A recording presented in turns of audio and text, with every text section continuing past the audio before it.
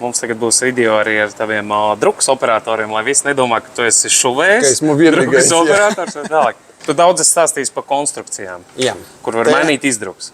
Te ir tieši tāds piemērs, kad var redzēt, kā mainas izdrukā lielajam stendam. Dažiem liekas, ka tie lielie roll-up stendi, lielie, mazie, vidē, vienalga, viņi ir vienreizēji. Tam nav nozīme. Izdrukas var mainīt dažas reizes. Tas stends ne jau mūžīgs. Dažas ir 3. Nu, vismaz 3. Te jautājums par to, cik daudz vieta te pietiks. Lielam tas ir tās ierobežojums.